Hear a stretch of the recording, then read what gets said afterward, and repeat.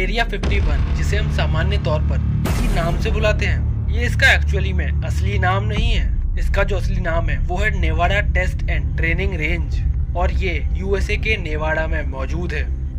World war 2 के समय area 1, area 2, area 3 ऐसे ही बहुत सारे एरियाज बनाए गए और उन एरियाज में न्यूक्लियर बॉम्ब की टेस्टिंग की जाती थी। और ये जो एरिया 51 के नाम से हम जिसे जानते हैं वो एक्चुअली उस टाइम पर एक टेस्ट प्लेस ही थी जहाँ पर न्यूक्लियर बॉम्ब के टेस्ट होते थे। और ये जितने भी एरियाज थे उनमें से किसी में भी कोई भी अजीब एक्टिविटी ऑब्जर्व नहीं की गई थी, बट सिर्फ ये एरिया 51 आज भी लोगों के होश उड़ा देती है।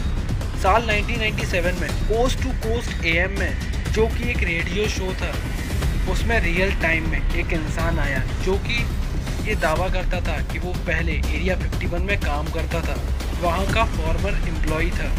ये सुनिए ओरिजिनल ऑडियो क्लिप को।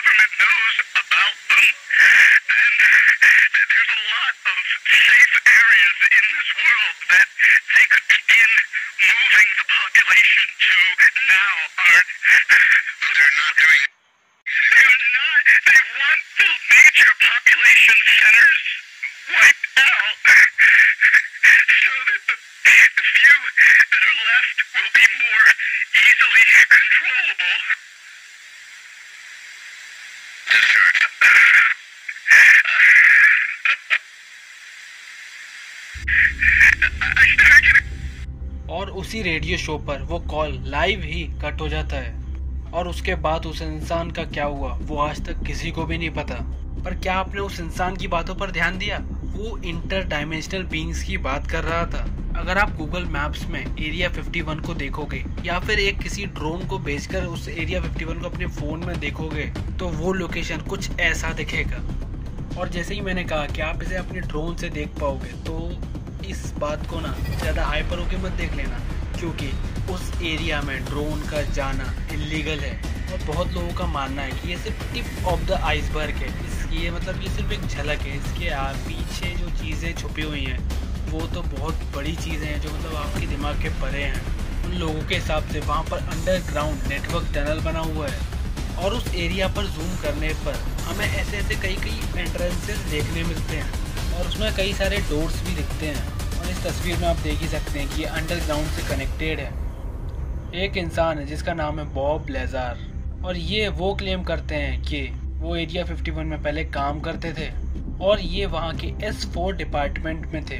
उनका ये कहना था कि वो जो उनका S4 डिपार्टमेंट था उसमें एलियंस के व्हीकल्स की जांच की जाती थी, ये कैसे काम करती है और ये कैसे उड़ती है।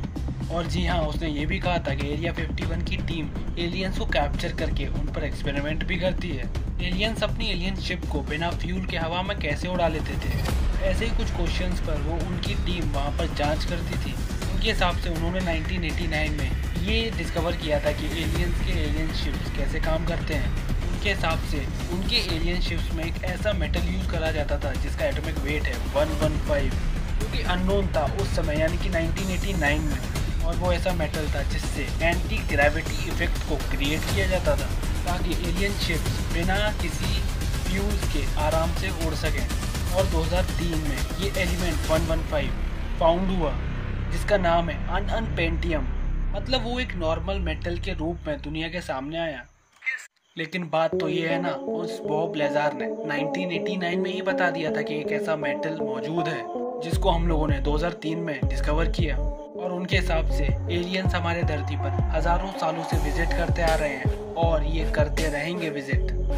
बॉब लेज़ार के हिसाब से उन्होंने जिस स्पेसशिप पर काम किया था वो यहाँ से 40 लाइट ईयर्स दूर यानी 40 प्रकाश वर्ष दूर से।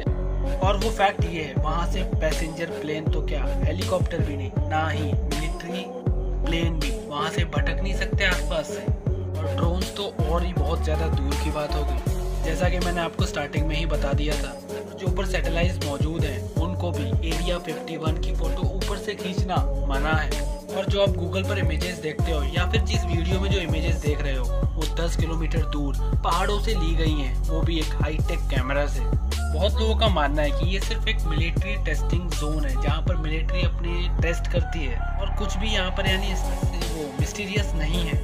क्या आप इस बात पर गौर कर पा रहे हो, मतलब सिर्फ एक इस एरिया के लिए कितनी रेस्ट्रिक्शंस हैं। लेकिन आज तक वहाँ की गवर्नमेंट ने ये नहीं बताया कि ये सब वो रेस्ट्रिक्शंस क्यों लगा रहे हैं, यानी कि किसी को भी वहाँ जाने के लिए अलाउ क्यों नहीं किया जाता है आया था। और एक और बात है, इस एरिया 51 को और भी ज़्यादा रहस्यमय एक और फैक्ट बना देती है।